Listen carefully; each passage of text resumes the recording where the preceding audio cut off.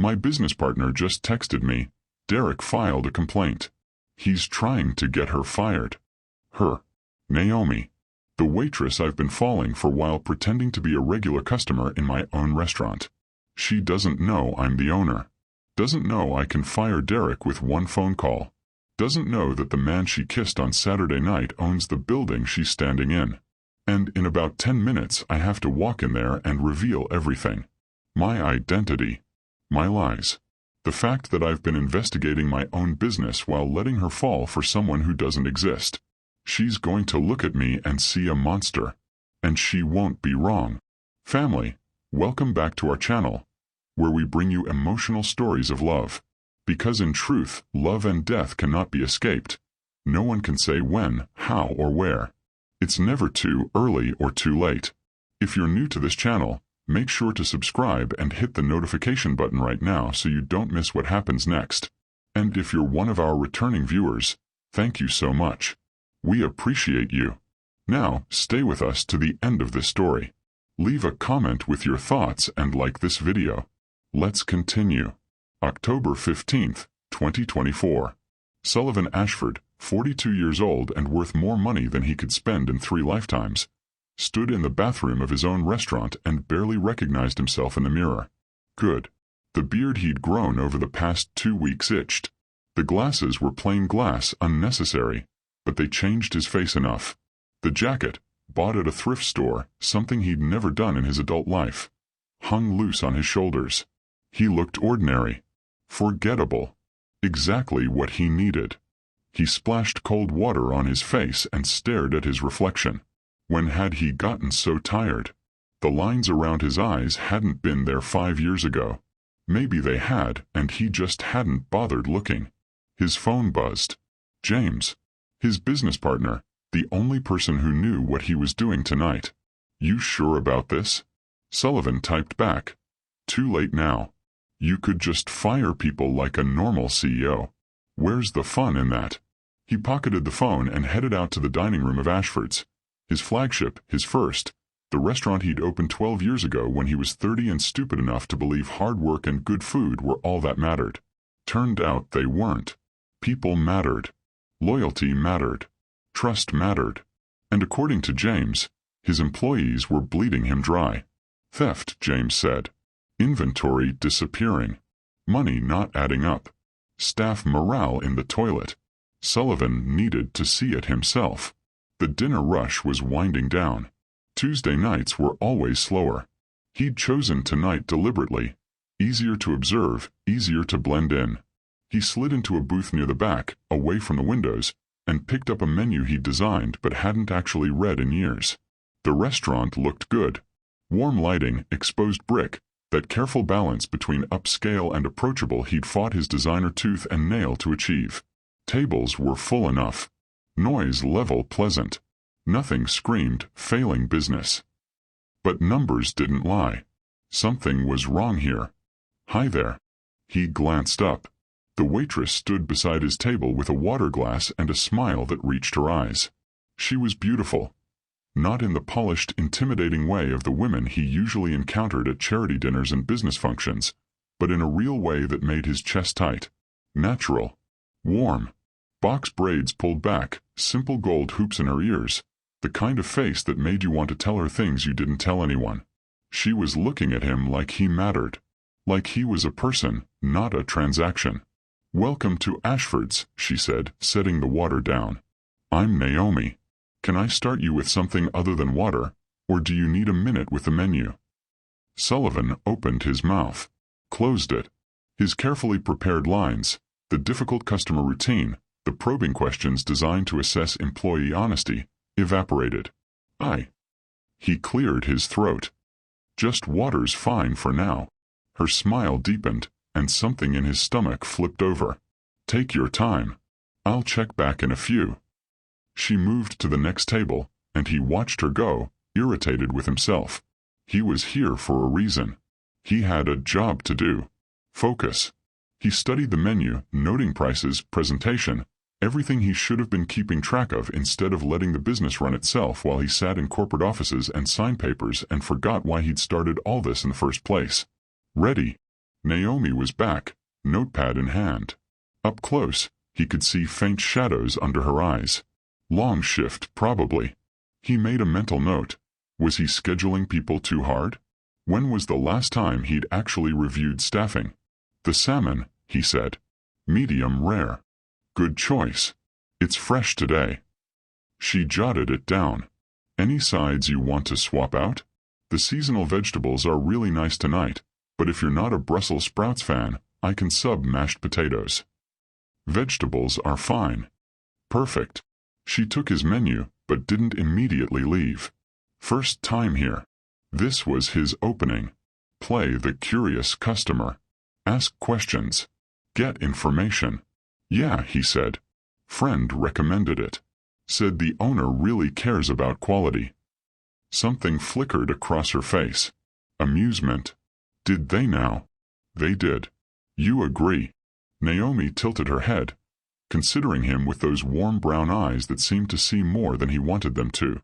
I think he cares about success. Whether that's the same as caring about quality. She shrugged. I try not to judge people I've never met. Sullivan felt like he'd been slapped. She smiled, genuinely smiled, no malice in it at all, and headed toward the kitchen with his order.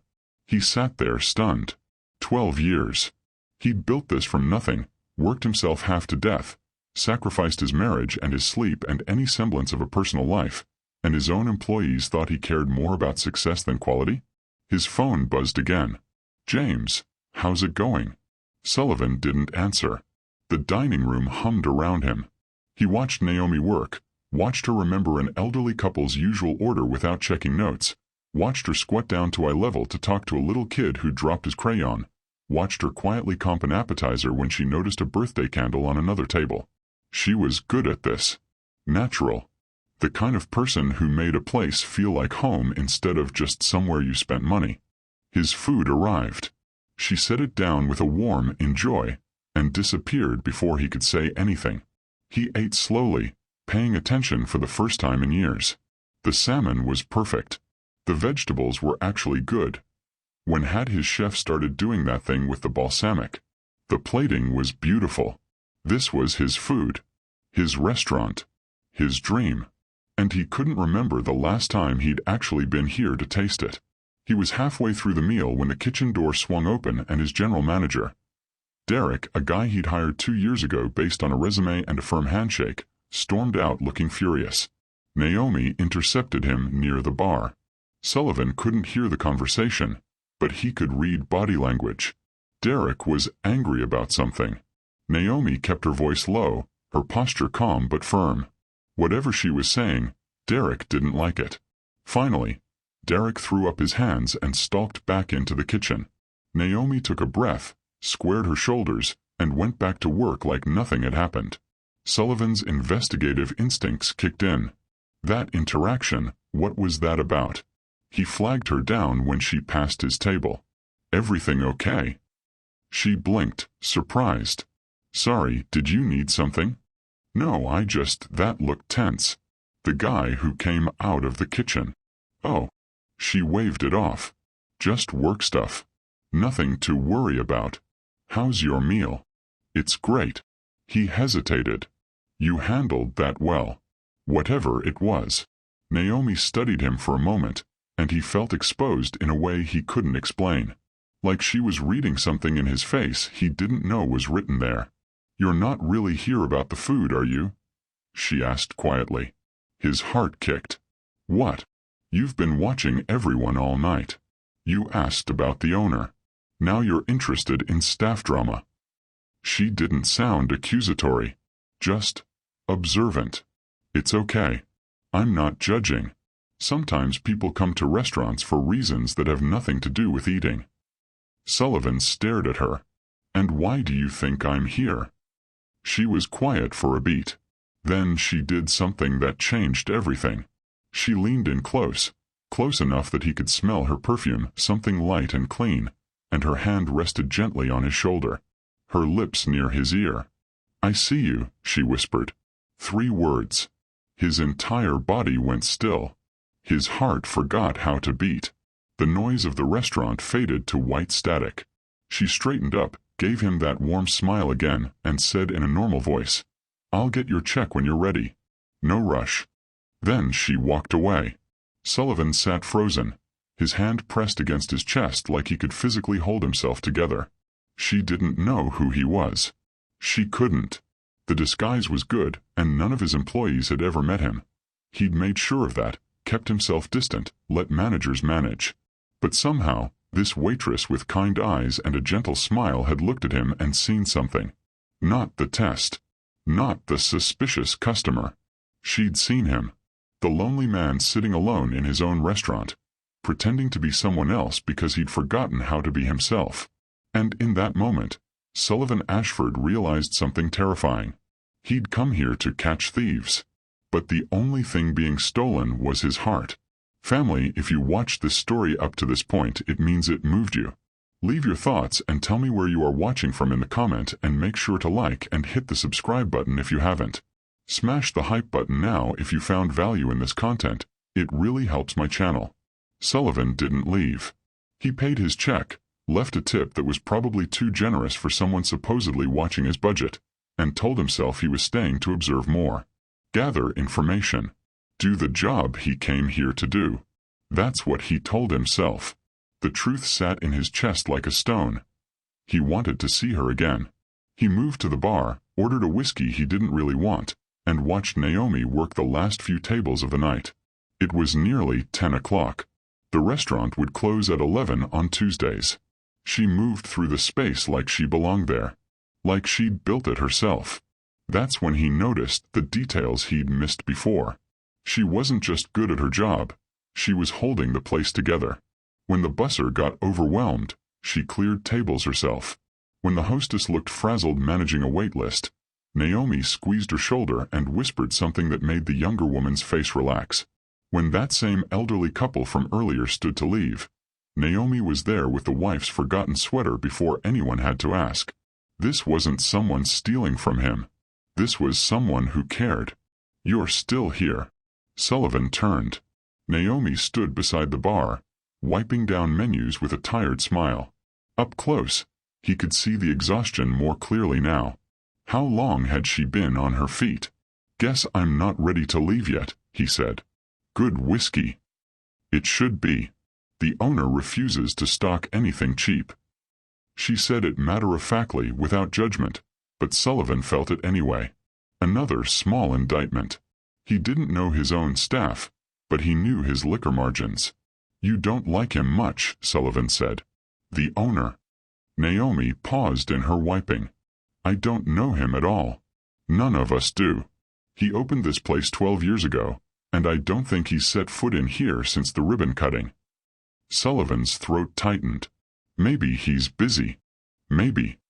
She folded the cleaning cloth, her expression thoughtful.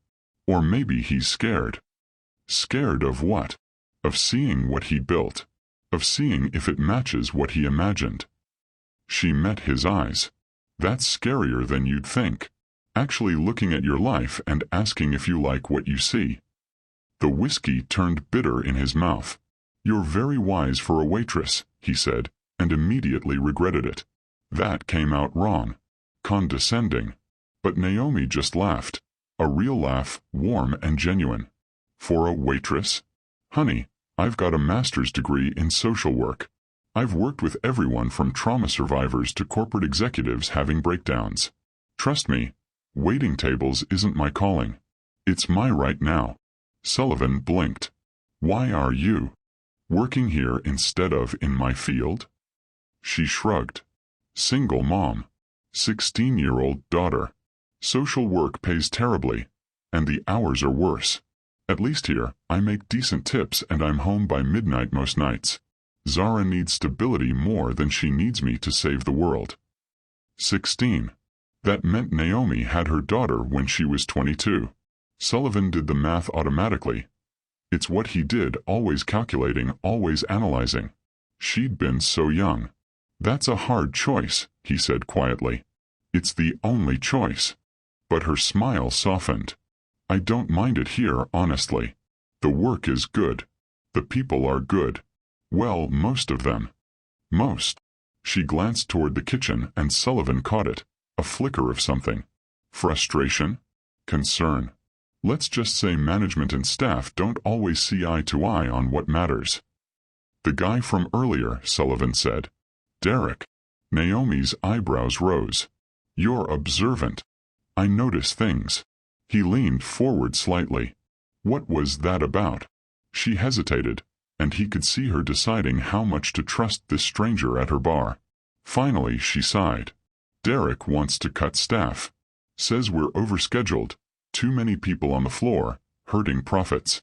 He tried to send Rita home early tonight. She's been here since the restaurant opened, and she needs every hour she can get.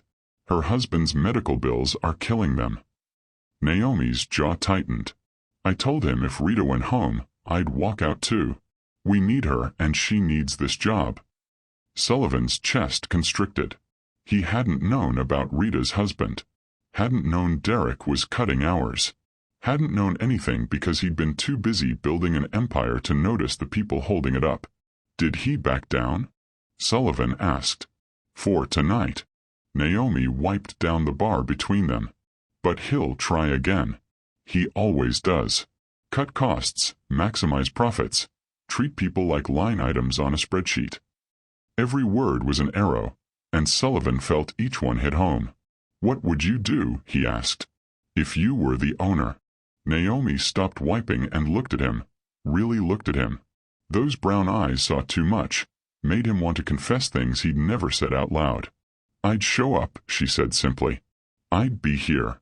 I'd know my people's names and their stories and what keeps them coming back despite managers like Derek. I'd remember that a restaurant isn't a business. It's a community. And communities need someone who gives a damn. The silence between them felt heavy. Important. That's what you meant earlier, Sullivan said. When you said, I see you. She tilted her head. What do you think I meant? I think you saw someone pretending to be something he's not. Someone hiding. Maybe. Her smile was gentle. Or maybe I just saw someone who looked lonely. And lonely people deserve kindness too. Sullivan's hands tightened around his glass.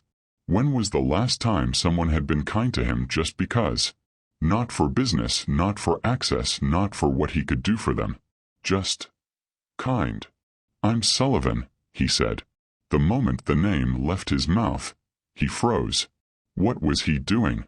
He was supposed to stay anonymous, stay hidden. But Naomi just smiled. Nice to meet you, Sullivan. I'm Naomi. I know. He caught himself. I mean, you said earlier. When you introduced yourself. Right. Her eyes sparkled with something that might have been amusement. You're a good listener. That's rare.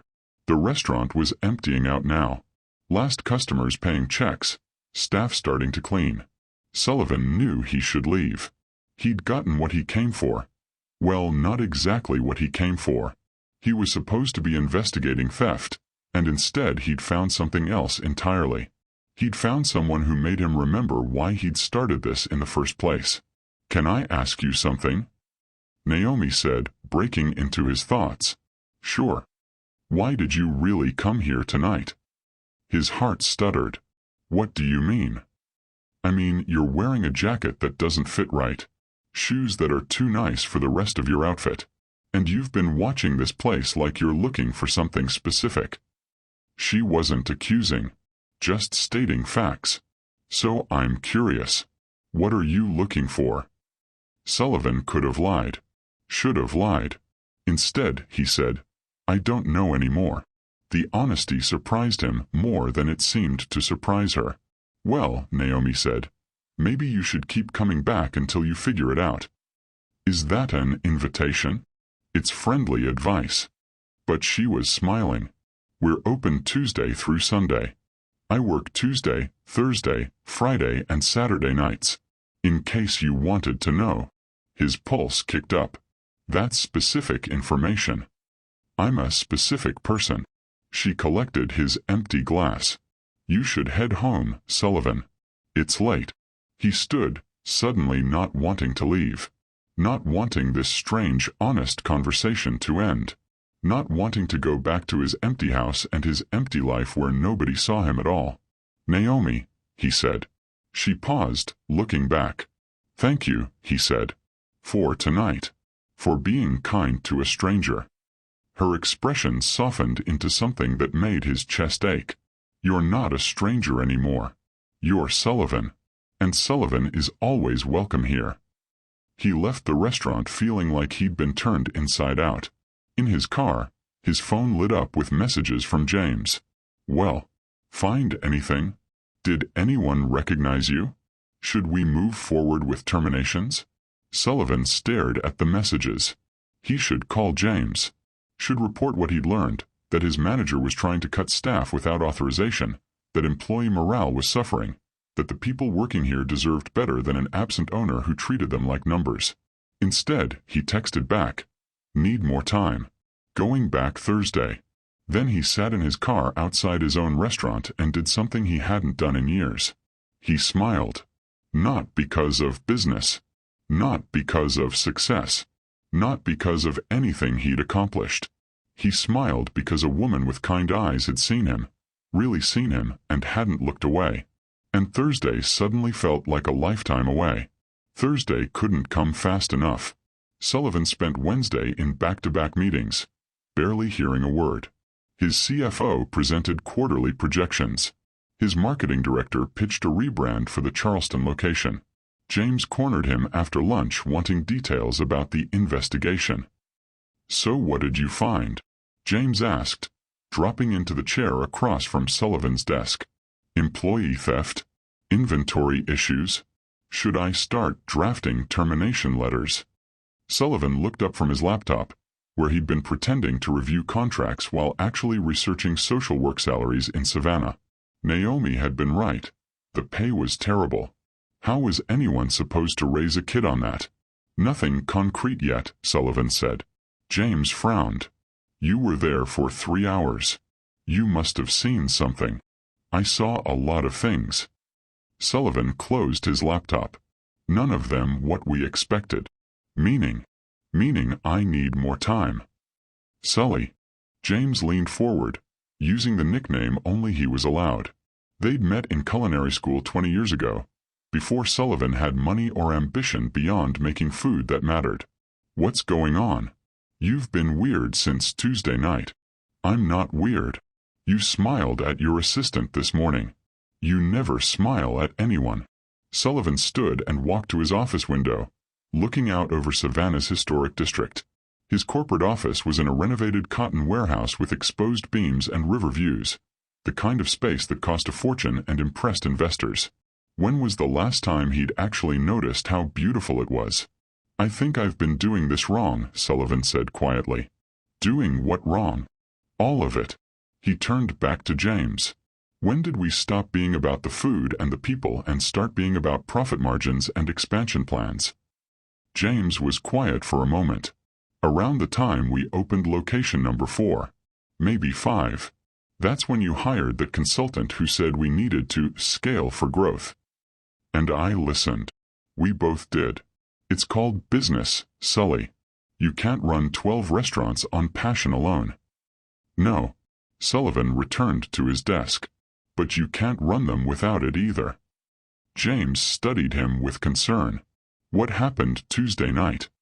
Sullivan thought about Naomi's words. "I'd show up. I'd be here. I'd know my people's names and their stories.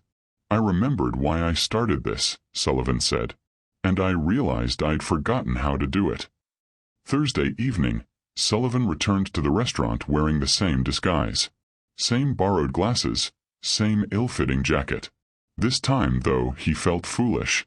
Like he was playing dress-up in his own life. But he couldn't reveal himself yet. Not until he understood what was really happening here. Not until he figured out how to fix what he'd broken. The hostess, young, maybe 22, smiled at him. "Welcome to Ashford's. Just one tonight. Please. Right this way." She led him to a different table, near the window this time. The October evening was cool, and through the glass he could see couples strolling down River Street, tourists with cameras, locals heading home from work. He used to love this view. Used to stand right here during construction, imagining what it would look like full of people and laughter and life. Your server will be right with you, the hostess said, handing him a menu. Sullivan already knew who his server would be. He'd checked the schedule, another thing he'd never done before. Naomi worked Thursdays. He'd come on Thursday. He was pathetic. Well, look who came back. Naomi appeared with that warm smile, and something in Sullivan's chest unwound. She wore the same black uniform, same gold hoops, but her braids were styled differently tonight, pulled up in a way that showed off the elegant line of her neck. Stop staring, he told himself. Told you I might, he said. And here I thought you were just being polite. She set down a water glass. How've you been, Sullivan? Like she actually wanted to know. Like it mattered. Busy, he said. Thinking. About. Things I should have thought about a long time ago. Her smile turned knowing. Sounds heavy. Maybe. Or maybe I'm just finally waking up. Naomi pulled out her notepad, but didn't write anything yet. You want to hear the specials, or are you the type who knows what you want? I have no idea what I want, Sullivan said, and they both knew he wasn't talking about food anymore. Her eyes held his for a beat too long. Then she cleared her throat and launched into the specials, professional and warm, while Sullivan pretended to listen and actually just watched the way her mouth moved when she talked. He ordered something, pan-seared scallops maybe, and she disappeared into the rhythm of her shift. But throughout the evening, their eyes kept meeting across the dining room. Little moments. Her refilling his water and letting her hand brush his shoulder. Him catching her eye and seeing her smile. The air between them electric with something neither was ready to name. He was halfway through his meal when Derek emerged from the kitchen again, this time with a clipboard and an angry expression aimed at Rita, the veteran waitress Naomi had defended. Sullivan's jaw tightened. Derek's voice carried across the dining room. I don't care if it's your section. I'm sending you home. We're overstaffed tonight. Rita's face crumpled. But I need. Not my problem. Naomi materialized between them like a shield. Derek. Can we talk in the back? There's nothing to talk about. She's clocked out, effective now. Then I'm clocked out too. The restaurant went quiet. Other servers paused. A few customers looked up from their meals. Derek's face reddened. You can't just walk out. Watch me. Naomi's voice was calm but steel underneath. Rita stays, or we both go. Your choice. But good luck covering 6 sections on a Thursday night.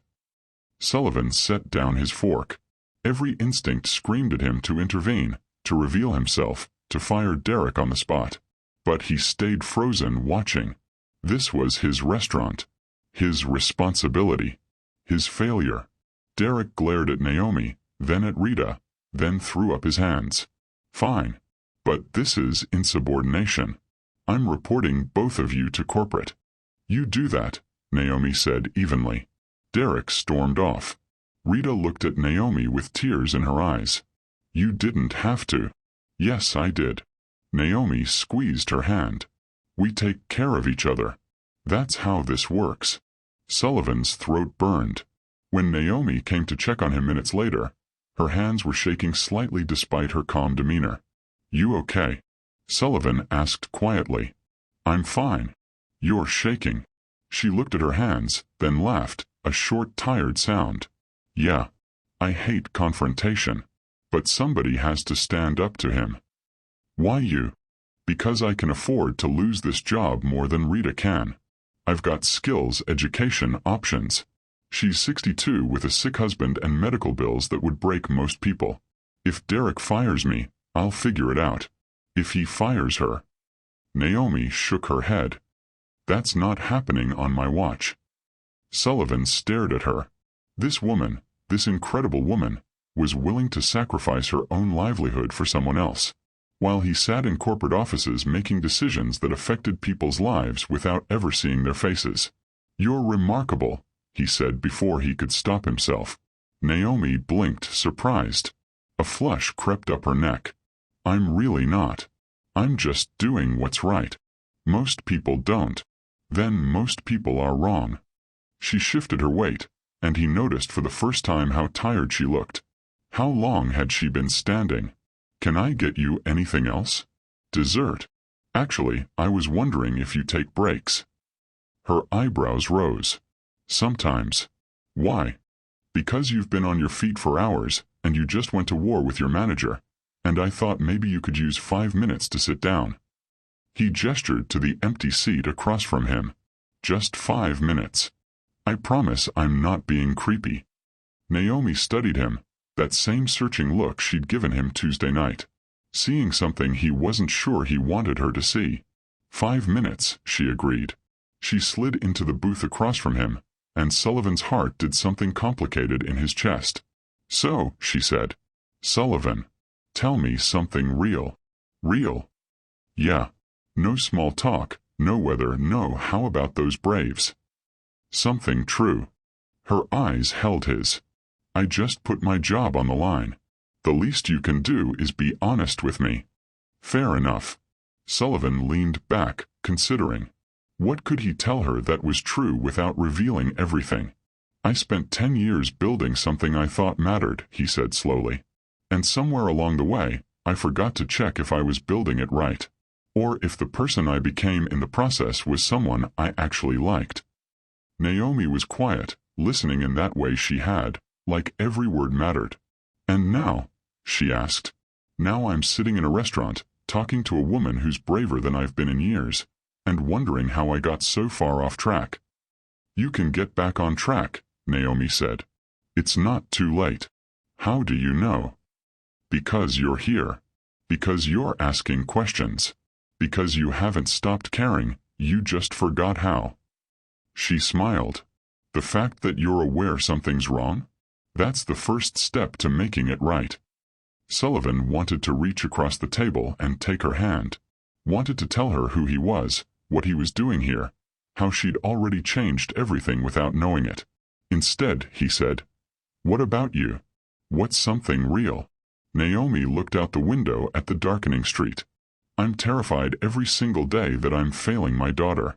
That working here instead of doing what I'm trained for makes me selfish. That she'll grow up and resent me for choosing tips over making a difference. You are making a difference, Sullivan said. Rita would tell you that. Every person you've been kind to tonight would tell you that. Your daughter is lucky to have a mom who shows up for people. Naomi's eyes glistened. You don't know that. I know you stood up to a bully to protect someone vulnerable. I know you noticed a lonely guy at the bar and made him feel seen. I know 5 minutes with you has been the best part of my week. He held her gaze. So yeah, I know. The air between them hummed with something neither was ready to acknowledge. Your 5 minutes are up, Naomi said softly, but she didn't move. Neither did he. Naomi, he started. Don't. She shook her head, but she was smiling. Don't say whatever you're about to say. Not yet. Not here. Not while I'm at work and you're. She trailed off. I'm what? I don't know. Her eyes searched his face. That's the problem. I don't know who you are, Sullivan. But I want to. His heart stopped. Started. Stopped again. Come back Saturday, Naomi said, standing. I work Saturday. Come back, and maybe we can figure out who we both are. She walked away before he could respond, leaving him breathless and aching and more alive than he'd felt in years. Sullivan sat there long after his plate was cleared, watching her move through her shift, watching her be kind to strangers and fierce with managers and everything he'd never known he needed. When he finally left, he pulled out his phone and called James. I need you to pull Derek's file, Sullivan said. And I need a full report on employee satisfaction scores across all locations.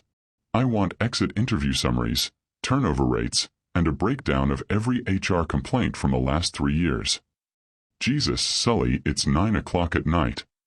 I don't care. I need it by morning. What's going on? Sullivan looked back at the restaurant, at the warm lights spilling onto the street, at the sign that bore his name. I'm fixing what I broke, he said. Starting now.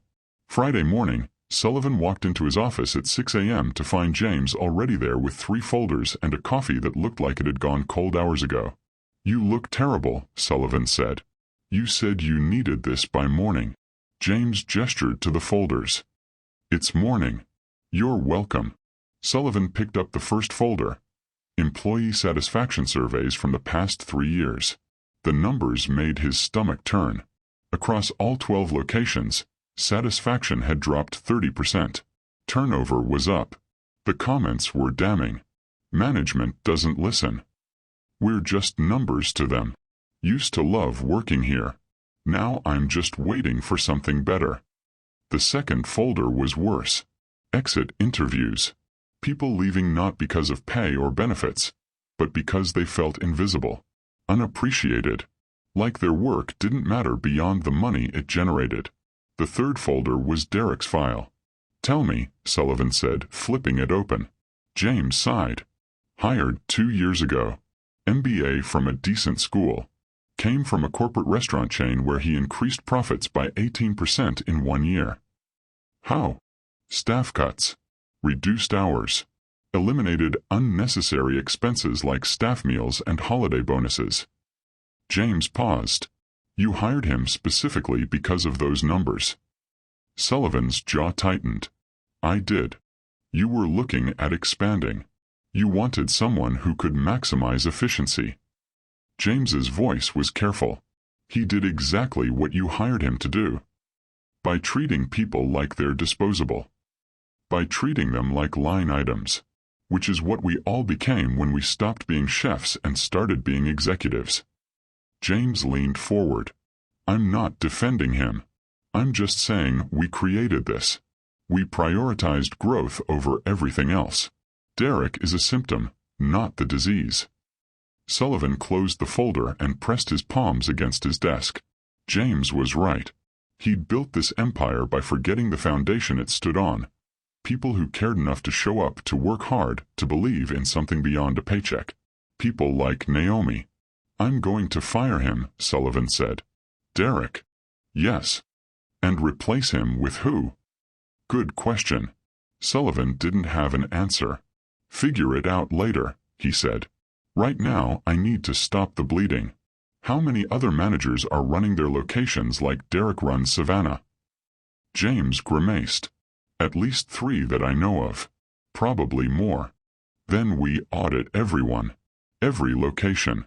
And anyone who's prioritizing profits over people is gone." "That's a big move, Sully. You could lose a lot of management in one sweep. Then we'll rebuild with people who actually give a damn." Sullivan stood. "Schedule mandatory meetings with every restaurant GM next week. I'm going to each location personally." James stared at him. "You haven't visited a location in person in 4 years." "I know." Sullivan grabbed his jacket. "That ends now. Where are you going?" "To remember how to do this job." Sullivan spent Friday visiting his other Savannah location, then drove 2 hours to Charleston to walk through that restaurant unannounced. He talked to staff, watched them work, asked questions he should have been asking all along. The pattern was clear. Locations where managers treated staff well, those places hummed. Happy employees, loyal customers, better food, stronger numbers. Locations run like Derek ran his, those places were slowly dying despite looking good on paper. By Friday evening, Sullivan's phone was full of notes and his head was full of solutions. But underneath it all was one constant thought. Tomorrow. Saturday. Naomi. He'd promised to come back. She'd asked him to. But what was he doing? He was her boss, not that she knew it. He was investigating his own business while lying about who he was. He was falling for someone who thought he was just Sullivan, ordinary customer, when really he was Sullivan Ashford, the absent owner she'd indirectly criticized. This was wrong on every level. He should reveal himself. Should be honest. But the thought of seeing disappointment replace warmth in her eyes made his chest tight. Saturday afternoon, he found himself standing in front of his closet, staring at the disguised clothes like they could tell him what to do. His phone rang. "James, tell me you're not going back there tonight. James said without preamble. I have to. Why?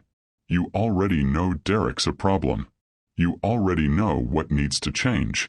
What's one more night going to tell you? Everything, Sullivan thought. Nothing. He didn't know anymore. I'm going, he said. Sully. James's voice was concerned. This isn't about the investigation anymore, is it? Sullivan was quiet. It's about the waitress, James said. The one you mentioned. Naomi. I didn't mention her. You didn't have to. I've known you 20 years. I know when something's changed. James paused. Be careful. You're lying to her every time you walk in there pretending to be someone else. I know. So stop. Tell her the truth. And say what? Hi, I'm actually the owner you think is a selfish bastard who abandoned his own restaurant. Want to grab coffee? Maybe start with I'm sorry. And go from there. Sullivan ended the call and stared at himself in the mirror. James was right. He knew James was right. But he wasn't ready yet. He needed one more night. One more conversation. One more chance to be just Sullivan. Not the CEO, not the millionaire, not the man who'd failed every person counting on him. Just Sullivan. The man Naomi had seen and hadn't looked away from. Saturday evening, the restaurant was packed. Sullivan had to wait 20 minutes for a table, standing in the crowded entryway watching Naomi move through organized chaos with grace. She was everywhere at once, taking orders, delivering food, solving problems, making people smile. Even in the rush, she noticed things. An empty water glass. A dropped napkin. A customer's uncertain face looking at the menu. She was magic. Sullivan. He turned. Naomi stood beside him, a little breathless, her smile tired but genuine. You came back, she said. I promised. People break promises all the time. Not to you, he said and meant it. Something flickered in her eyes. Vulnerability, hope, fear all mixed together. I've got you a table. Come on. She led him through the crowded dining room to a small table near the back. Not a great table. Probably the only one available. But somehow it felt intimate, tucked away from the chaos. Busy night, Sullivan observed. Saturdays usually are. Naomi pulled out her notepad. I'm slammed tonight, so I might not be able to chat much. But I'm glad you're here. Me too. She smiled, and the dining room seemed quieter somehow despite the noise. He ordered something he didn't care what, and watched her disappear into the crowd. Watched Derek bark orders at staff. Watched Rita moving slower than usual. Exhaustion in every step. Watched the busser, a kid maybe 19, struggling to keep up while Derek criticized instead of helped. This was his restaurant. His name on the sign. His responsibility. And he'd let it become this. The food came. Sullivan ate mechanically, his mind elsewhere. Around him, conversation swirled. Couples on dates, families celebrating, friends laughing. This was what he'd wanted when he opened this place. Connection. Community. Moments that mattered. When had he stopped caring about the moments and started only caring about the money? You look sad. Naomi stood beside his table with a water pitcher, refilling his glass even though it was still mostly full. Just thinking, Sullivan said. About mistakes. How to fix them. Whether it's too late. It's never too late. She set down the pitcher. I mean, sometimes it is. But usually, people just convince themselves it is because being stuck is easier than changing. Is that social worker Naomi talking? That's lived experience Naomi talking. She glanced over her shoulder, checking for Derek probably, then slid into the seat across from him. Stolen minutes in the middle of her shift. When Zara was little, I made a lot of mistakes. I was young, scared, doing it all alone. I convinced myself I'd already messed her up beyond repair. But you hadn't. No. But I almost did by believing I had. Naomi's expression was open, honest. The day I stopped being paralyzed by guilt and started actually being present. That's when things changed. Not perfect. Still hard. But changed. Sullivan leaned forward. How did you do it? How did you start being present? I asked myself what mattered more, being right about having failed, or trying to do better going forward. She smiled. Turns out, doing better was more important than my ego. God, she was wise. What if the people you hurt don't forgive you? Sullivan asked quietly. Then you do better anyway. Not for them. For you. For the person you want to become. Naomi's hand moved across the table, not quite touching his but close. Forgiveness is a gift. Sullivan. You can't demand it, but you can earn it by showing up and doing the work. He wanted to tell her everything. Wanted to confess who he was, what he'd done, how she'd already changed him. Wanted to ask if there was any possible universe where she could forgive him for lying. Naomi. Table 6 needs me. She stood reluctantly. But don't leave yet, okay? I take a 15-minute break at 9. Meet me out back. His heart kicked. Out back. Loading dock. I know, super romantic. She grinned. But it's quiet, and I want to actually talk to you without interruptions. I'll be there. She touched his shoulder as she passed. Brief, warm, electric. And Sullivan sat there feeling like he was standing on the edge of something that would either save him or destroy him. Probably both. At 9 o'clock, Sullivan slipped out the back door into the cool October night. The loading dock was exactly as unromantic as advertised. Concrete, dumpsters, the smell of kitchen waste. But the stars were out, and the noise of River Street was distant here. Naomi emerged moments later, pulling off her apron and sighing with relief. God, I needed this, she said, leaning against the brick wall. My feet are killing me. How many hours have you been here? Since 3. 6-hour shift turned into 7 because someone called out. She rolled her shoulders. Worth it though. Good tips tonight. Sullivan hated that she had to calculate worth in terms of tips. Hated that she was exhausted. Hated that he was part of the system grinding her down. Zara okay with you working late? He asked. She's 16. She's thrilled when I work late. Naomi laughed. More time to FaceTime her boyfriend without me hovering. Boyfriend? Unfortunately, yes. Sweet kid. Terrible taste in music. She looked at Sullivan. You don't have kids, do you? No. I was married once, but we never. He trailed off. It wasn't that kind of marriage. What kind was it? The kind where we both worked too much and convinced ourselves that was the same as building a life together. Sullivan shoved his hands in his pockets. She left 3 years ago. Said I'd married my career and she was tired of being the mistress. Was she right? Completely. Naomi was quiet for a moment. You regret it. I regret not noticing until it was too late. I regret that she deserved better. But the marriage itself. He shook his head. We weren't right for each other. We just took too long to admit it.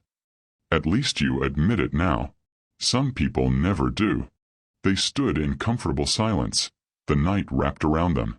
Sullivan was hyper-aware of how close she was. How easy it would be to reach out and touch her hand. Can I ask you something? Naomi said. Anything. Why do you keep coming back here? I know you said you're figuring things out, but... She turned to face him fully. It feels like there's something you're not telling me. Sullivan's heart stopped.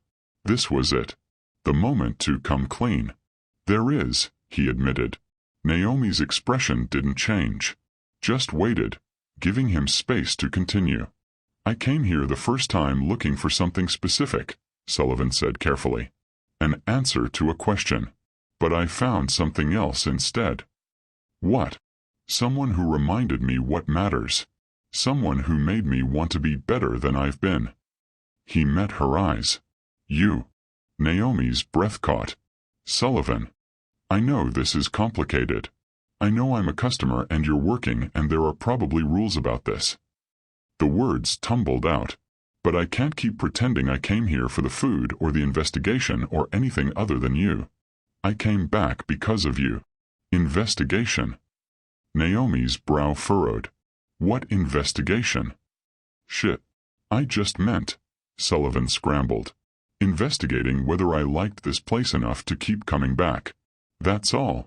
She studied him and he could see her mind working. Could see her putting together pieces he desperately didn't want assembled yet. There's something you're not telling me, she said quietly. There's a lot I'm not telling you. Why? Because I'm a coward, he thought. Because I'm terrified of losing this before it even begins. Because for the first time in years I feel like myself, and I don't want reality to ruin it. Because I'm scared, he said instead. Honest, if incomplete. Naomi's expression softened. Of what? Of you seeing who I really am and being disappointed. She stepped closer. Close enough that he could smell her perfume. See the flecks of gold in her brown eyes. Sullivan, she said gently. I already see who you really are. Someone lonely. Someone lost. Someone trying to find his way back to something real. Her hand lifted, hovering near his face. I'm not disappointed.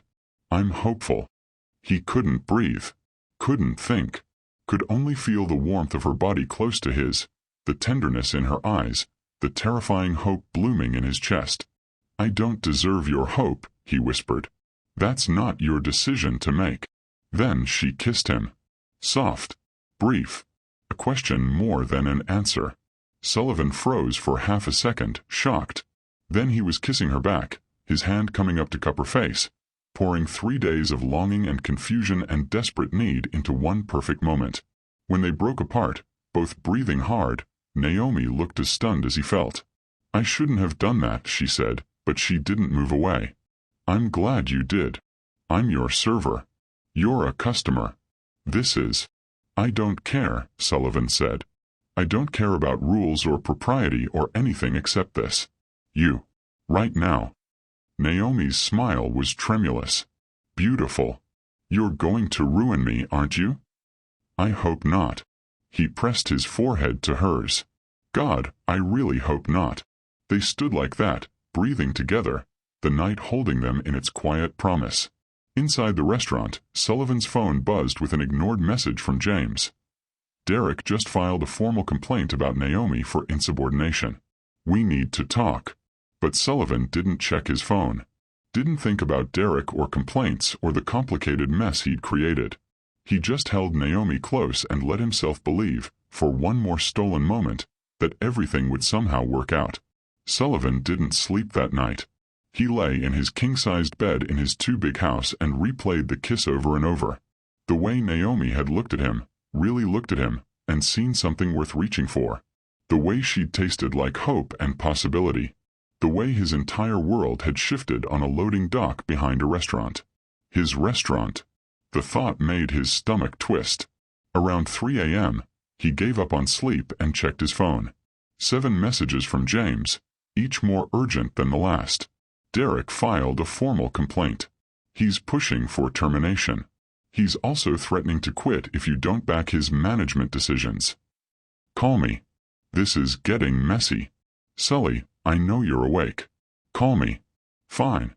I'm handling it. But you need to make a decision about what you're doing. Also, she's going to find out eventually. Better if it comes from you. Sullivan stared at that last message until the words blurred. James was right. Of course he was right. Sullivan couldn't keep this up. The disguise, the lies, the pretending to be someone he wasn't. Naomi deserved honesty. Deserved better than what he was giving her. But the thought of telling her, of watching warmth turn to betrayal in those beautiful eyes, made him physically ill. He typed back, I know. Give me until Monday. I'll fix it. James responded immediately. You better. Because Derek's gunning for her, and if you don't intervene soon, she's going to lose her job. On your watch. Sullivan threw his phone across the room. Sunday, he drove to the restaurant even though it was closed. Parked across the street and stared at the building he designed, the dream he'd built, the place that should have meant everything and instead had become just another profit center on a spreadsheet. When had he stopped seeing it? When had he stopped caring? His phone rang. Unknown number. He almost didn't answer. Hello. Is this Sullivan? A young voice. Female. Uncertain. Yes. Who's this? This is Zara. Naomi's daughter. A pause. I got your number from my mom's phone. I hope that's okay. Sullivan's heart kicked. Is everything all right? Is Naomi? She's fine. She's at the grocery store. She doesn't know I'm calling. Another pause. I wanted to talk to you about her. Sullivan's grip tightened on the phone. I'm listening. She likes you, Zara said bluntly. Like really likes you. She came home last night smiling for the first time in months. She made pancakes this morning and didn't burn them. She's been humming. Despite everything, Sullivan smiled. That's good, isn't it? It would be. Except she also got a call from her manager this morning. Derek. He told her she's being written up for insubordination and she's on probation. If she steps out of line again, she's fired. Sullivan's blood went cold. What? She needs this job, Zara continued, her voice tight with worry. We need this job. Our rent went up last month, and I'm looking at colleges next year.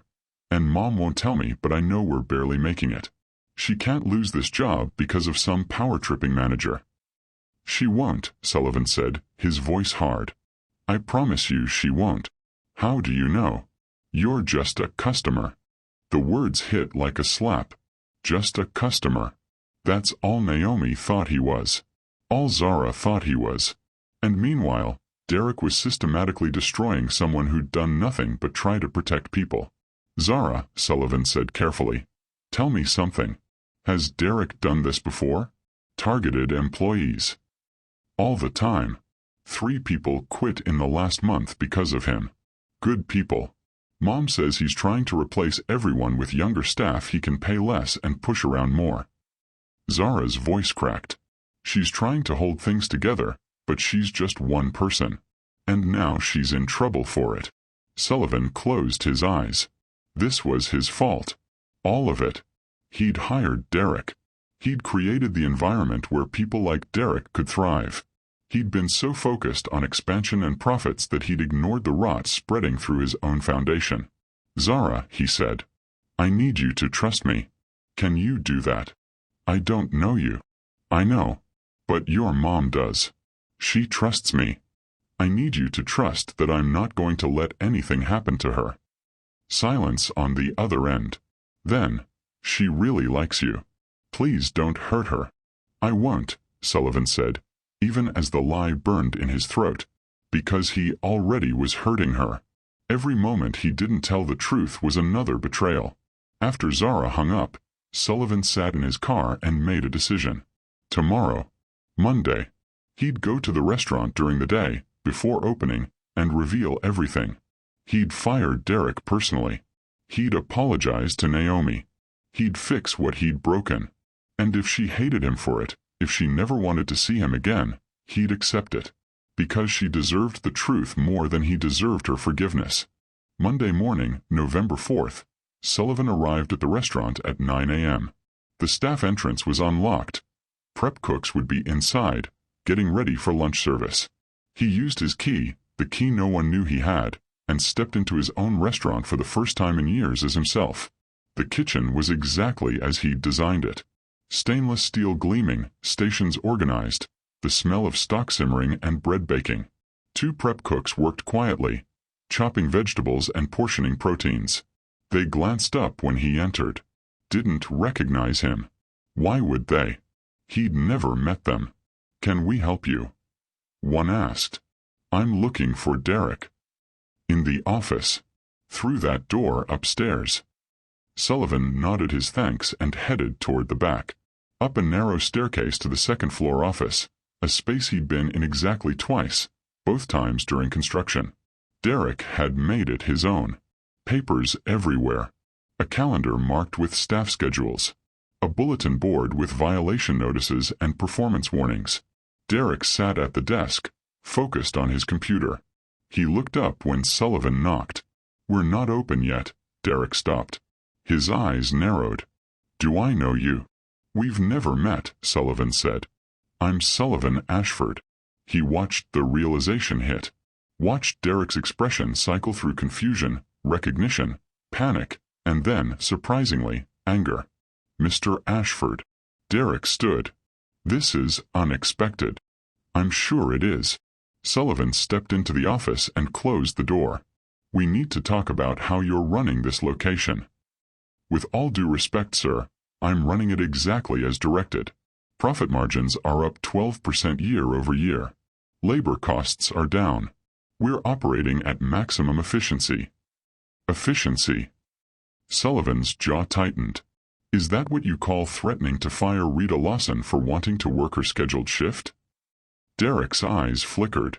I was managing overstaffing. It's my job to. It's your job to lead people.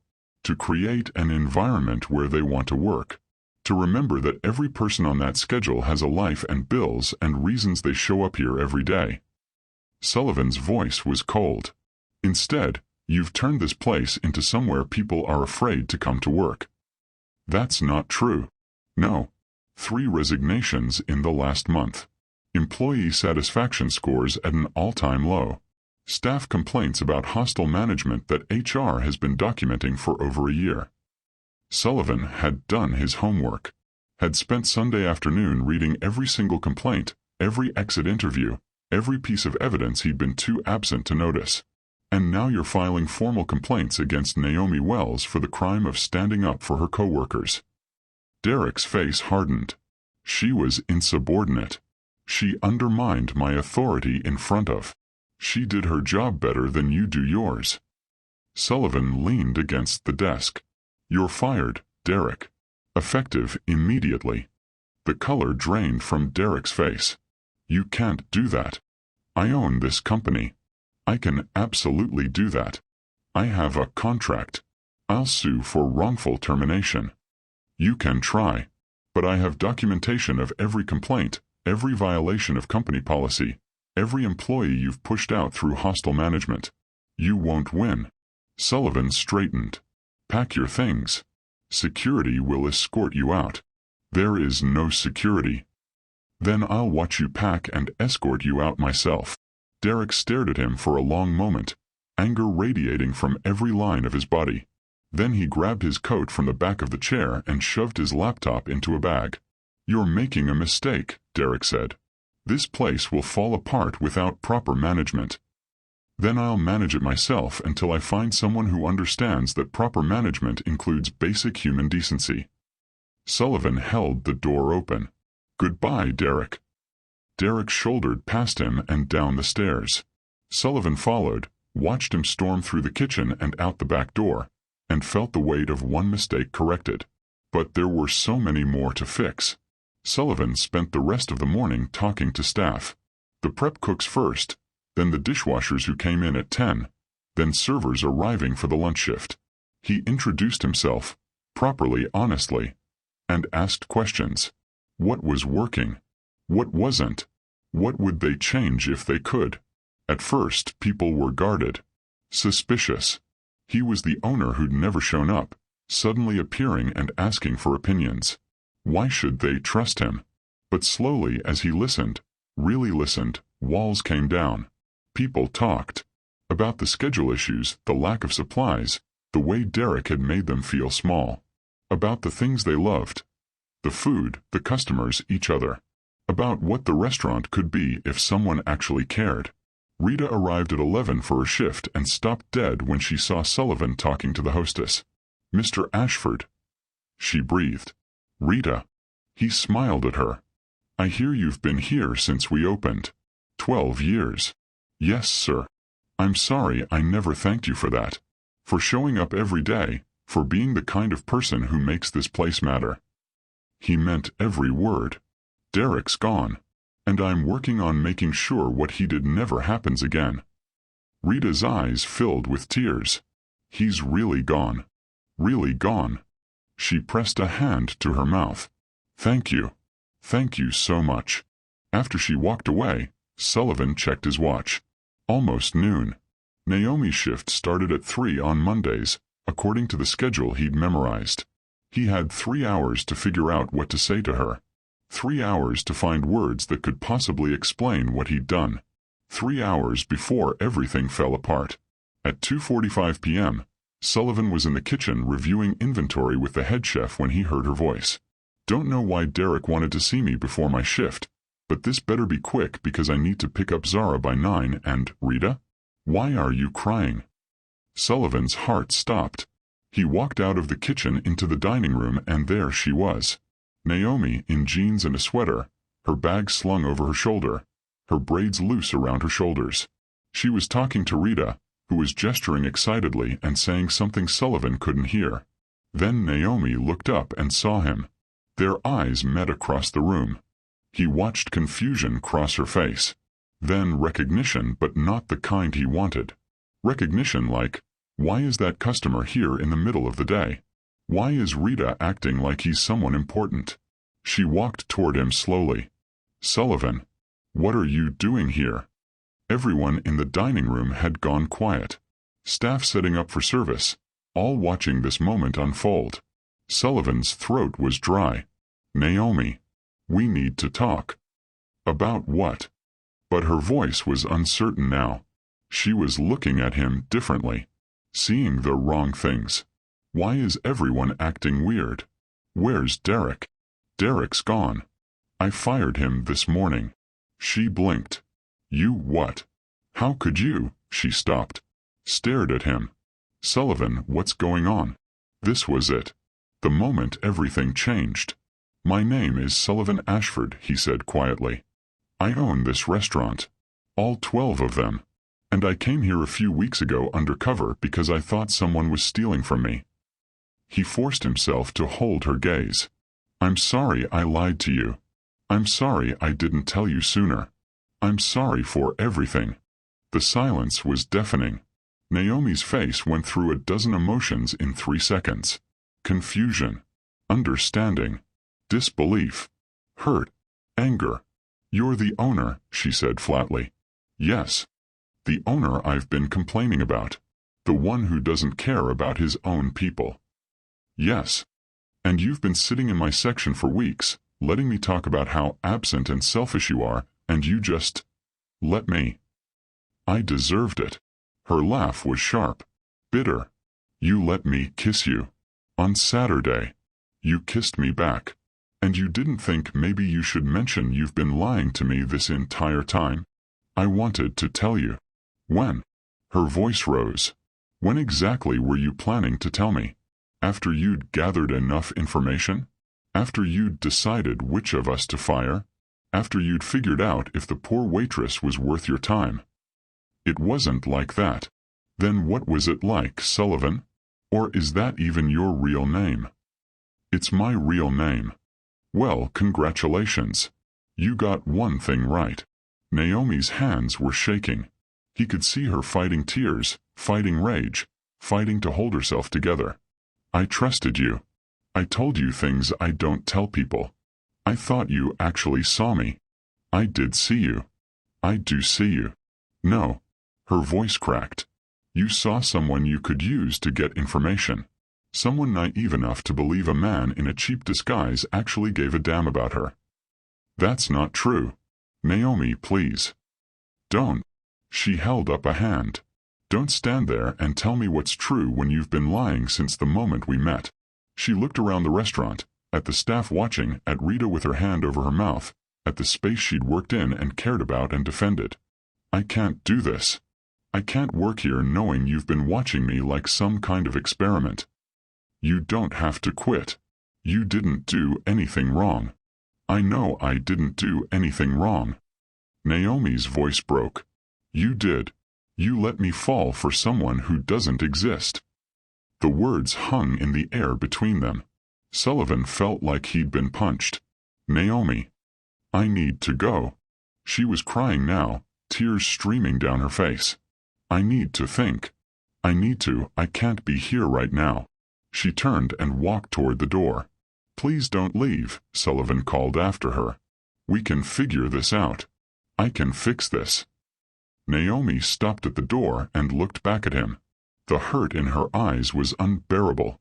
You can't fix this, Sullivan. You can't fix breaking someone's trust by throwing money at it or making grand gestures or showing up and expecting forgiveness. Her voice was quiet now. Broken. You fix it by not breaking it in the first place. Then she was gone. Sullivan stood in the center of his restaurant. His empire, his success, his dream, and felt it all turn to ashes in his hands. He'd wanted to fix what he'd broken. Instead, he'd destroyed the only thing that mattered. Sullivan didn't go home. He stayed at the restaurant through the lunch service, through the dinner rush until closing. He worked alongside the staff, bussing tables when they got slammed, running food, washing dishes when the dishwasher fell behind. The employees watched him warily at first, unsure what to make of the owner suddenly showing up and doing grunt work. But he didn't care what they thought. Didn't care that his expensive shirt got soaked with dishwater or that his back ached from standing all day. He just needed to do something with his hands besides replay the look on Naomi's face when she'd walked out. You let me fall for someone who doesn't exist. Around midnight, Rita approached him in the kitchen. Everyone else had left. Just the two of them and the quiet hum of refrigerators. "Mr. Ashford," she said gently, "you should go home." "I will. Just finishing up. The dishes are done. The kitchen's clean. You've been here for 15 hours. She touched his arm. "Go home." Sullivan set down the towel he'd been using to wipe counters and finally looked at her. Rita's kind eyes, the same eyes that had seen 12 years of his restaurant, that had watched him build something and then abandon it, held nothing but compassion.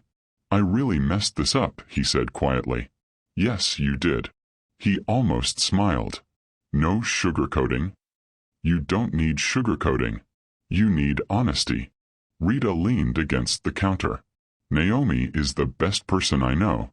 She's been through hell, raising a daughter alone, working 2 jobs for years before she came here, choosing between her own dreams and Zara's future every single day. And she still shows up with a smile.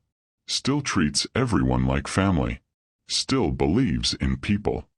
"I know." "Then you know what you took from her today." Rita's voice was firm but not unkind. "You took her trust. You made her question her own judgment. You made her feel foolish for believing in someone who seemed kind." Every word landed like a blow. Sullivan deserved each one. "How do I fix it?" he asked. "I don't know if you can." Rita sighed. "But if you're going to try, it has to be real. No grand gestures. No throwing money at the problem. Just honest, consistent showing up. Proving through action that you're the man she thought you were. And if she never forgives me, then you do better anyway. For yourself. For everyone else who's counting on you." Rita squeezed his arm. "Derek was a symptom, Mr. Ashford. But you were the disease. You let this place, all 12 places, become machines instead of communities. You let good people suffer while you hid in your office and counted money. That's what you really need to fix." She was right. God, she was right. "I don't know how to do this anymore," Sullivan admitted. "I used to know. When I first opened this place, I knew every server's name, every regular's order. I cared about the details. And somewhere along the way I forgot." "Then remember." Rita smiled. "Start tomorrow. Come back and remember why you did this in the first place." Sullivan went home to his empty house and didn't sleep. Again. Instead, he sat at his kitchen table with a laptop and a legal pad and started writing. Not profit projections or expansion plans. A different kind of plan. A blueprint for actually fixing what he'd broken. By dawn, he had 12 pages of notes. Mandatory management training on employee relations and ethical leadership. Profit-sharing program for all staff at all locations. Monthly owner visits to every restaurant. Not announced, just present. Employee feedback system with anonymous reporting and guaranteed follow-up. Living wage baseline, not minimum wage. Healthcare subsidies for part-time staff. College fund contributions for employees' children. Recognition program that isn't just Employee of the Month bullshit. And at the bottom, underlined 3 times. Remember, these aren't employees. They're people. Treat them like it. Tuesday morning, He called an emergency meeting with his executive team. James, the CFO, the head of HR, and the operations director all gathered in his conference room looking concerned. "We're making changes," Sullivan announced. "Big ones. Starting immediately." He laid out his plan, watched their faces cycle through shock, concern, and, in James's case, something that looked like relief. "This is going to cost millions," the CFO said carefully. "I don't care. Our investors can adjust or leave. I'm not negotiating on this." Sullivan's voice was steel. "We built this company by forgetting what mattered. We're going to rebuild it by remembering." "What brought this on?" the operations director asked. Sullivan thought about Naomi's words, about Rita's kindness, about Zara's phone call, about standing in his own restaurant and realizing he'd become exactly the kind of person he'd never wanted to be. "I finally woke up," he said simply. The next 2 weeks were a blur.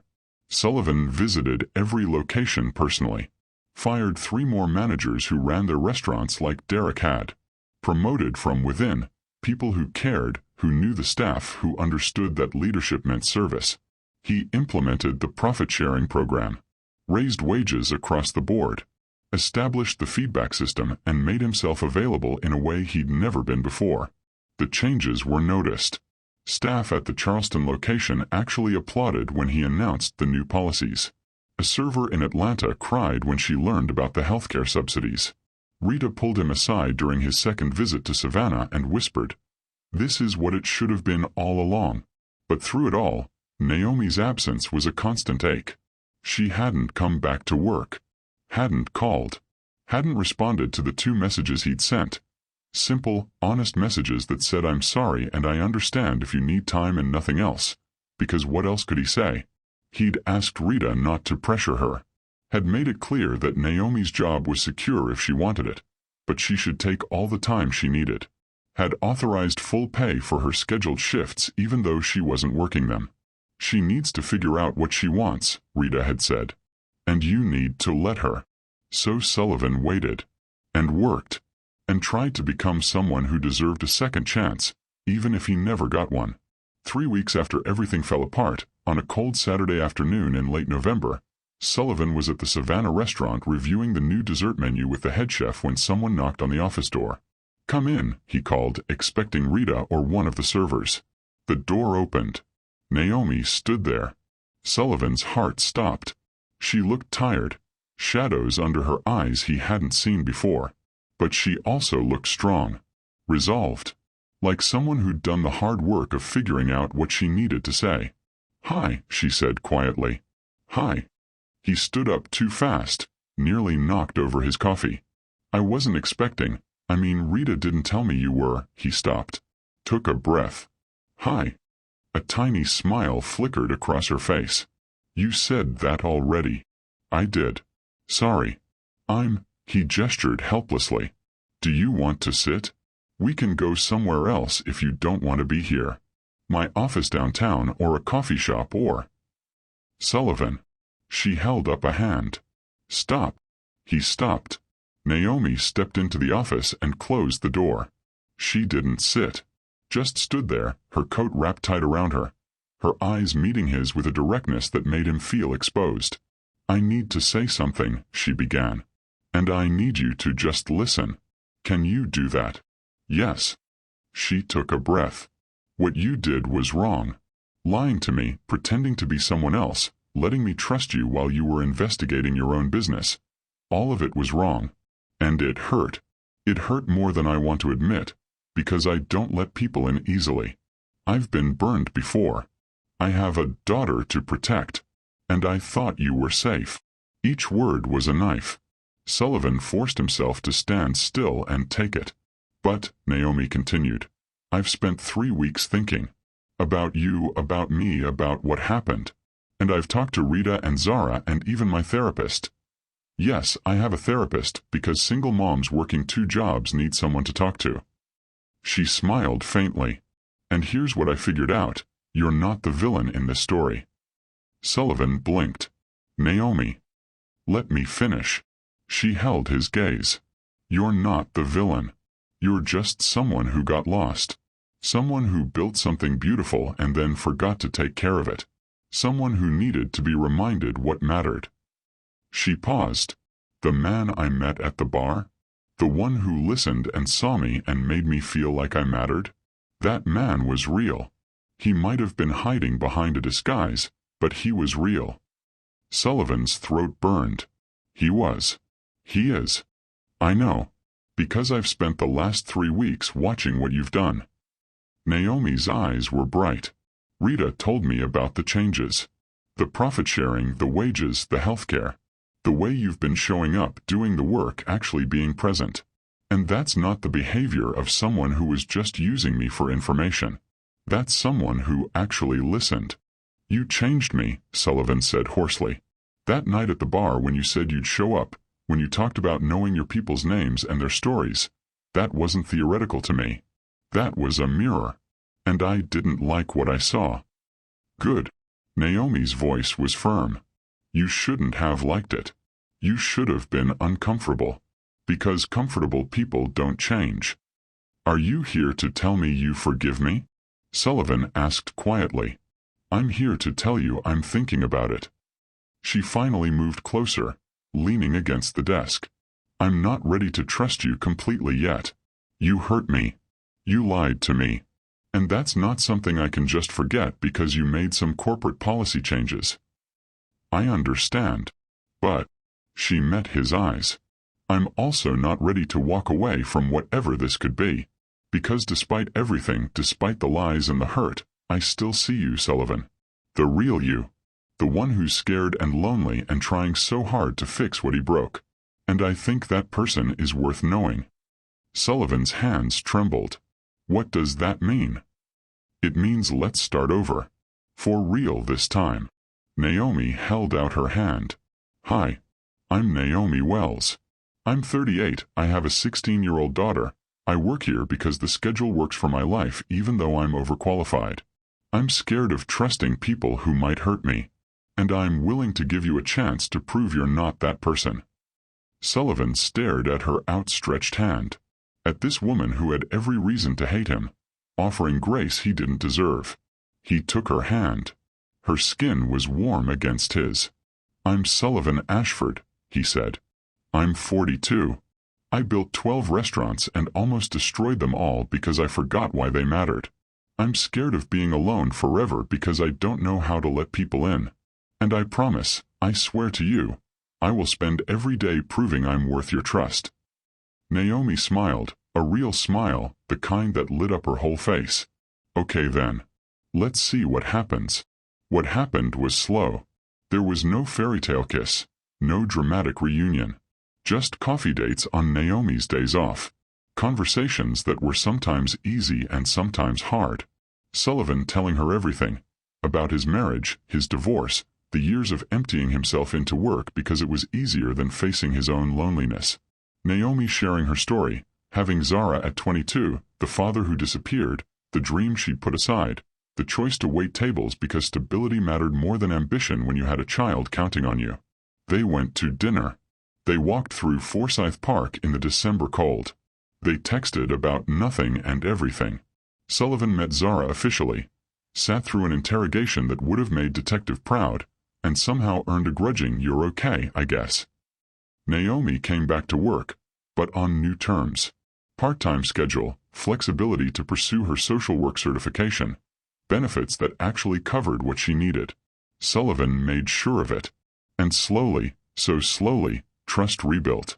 3 months later, on a February evening when the Savannah air was soft with coming spring, Sullivan stood in the restaurant after closing. He'd been working in the kitchen all night, actually cooking again, remembering what it felt like to create something with his hands. Naomi was still there, finishing paperwork at the bar. She'd been promoted to assistant manager a month ago, and she was better at the job than anyone Sullivan had ever hired. She knew the staff, anticipated problems, led with kindness instead of fear. She was transforming the place just by being herself. "You're staring," she said without looking up. "I am," Sullivan admitted, walking over. "Sorry." "Don't be sorry. It's actually kind of nice." She set down her pen and smiled at him. What are you thinking about?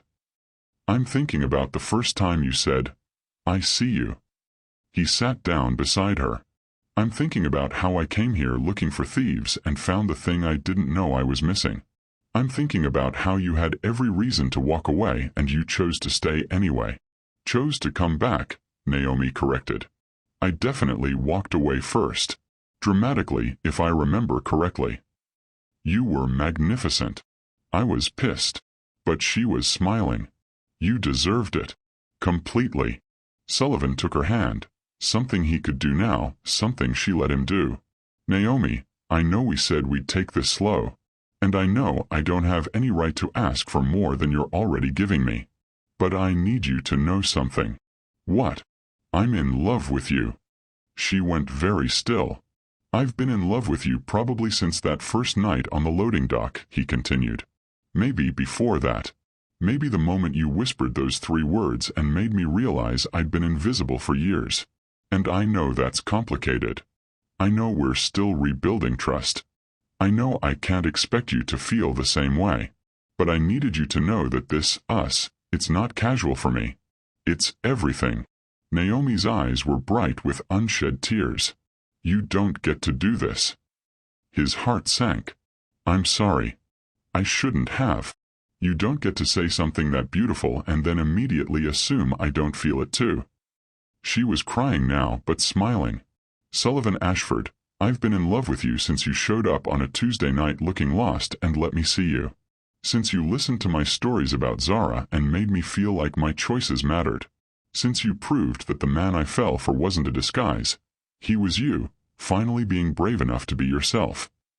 Sullivan couldn't breathe. You love me. I love you. She cupped his face in her hands.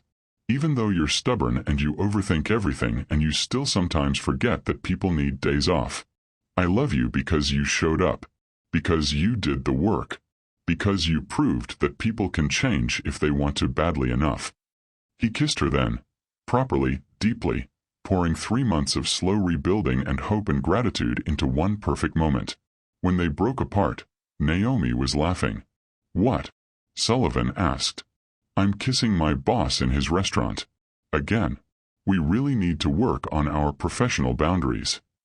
I could fire you, Sullivan offered. You could not. I absolutely could not. He pulled her close again. You're the best thing that ever happened to this place. To me. I'm never letting you go. Good. Naomi whispered against his lips. Because I'm not going anywhere. The ribbon-cutting ceremony for the 13th Ashford restaurant was packed. Not in Savannah or Charleston or any of the other cities where Sullivan had built his empire. This one was different. This one was in a neighborhood that needed it.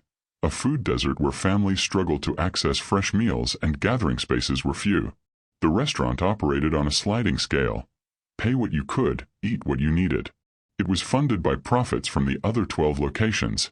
And it was Naomi's idea. We don't just feed people, she'd said when she pitched it to Sullivan. We nourish community.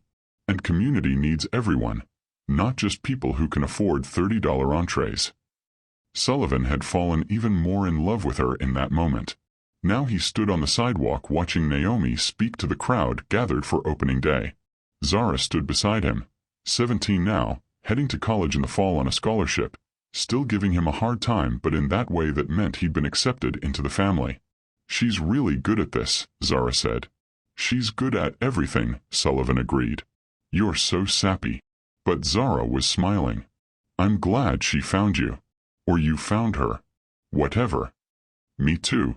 Naomi finished her speech to applause, then found Sullivan's eyes in the crowd. She smiled, that same warm, genuine smile that had stopped his heart a year ago, and mouthed 3 words. I see you. Sullivan smiled back and mouthed his response. I love you. Around them, the restaurant buzzed with life. Staff he'd trained personally. Community members who'd waited months for this opening. Rita, who'd agreed to manage this location because she believed in what they were building. James, who'd admitted that watching Sullivan transform had been annoyingly inspiring. This was what it was supposed to be. What it always should have been. Not a business. Not profit margins or expansion plans or anything that reduced people to numbers. A community. A home. A place where everyone mattered. And at the center of it all, the woman who'd taught him how to see clearly. How to show up. How to be the man he'd almost forgotten he could be. Sullivan walked through the crowd to Naomi and pulled her into his arms. "Proud of you," he murmured. "Proud of us," she corrected. "We did this. Together." And they had. Two people who'd found each other in the midst of loneliness and lies and second chances. Two people who'd chosen to build something real. Sullivan kissed her forehead and looked around at the community they'd created. Not just in this restaurant, but in all 13. In the lives they'd touched, the people they'd empowered, the hope they'd restored. He'd come to his own restaurant a year ago looking for thieves. Instead, he'd found everything that mattered. He'd found home. He'd found love. He'd found himself. And it had all started with 3 simple words from a waitress with kind eyes. "I see you. Thank you for watching this story to the end. If you enjoyed this story, you will surely love the next one. It's as crazier and more intriguing as you can ever imagine. So do check it out. Click on the image showing on your screen right now to watch the next one.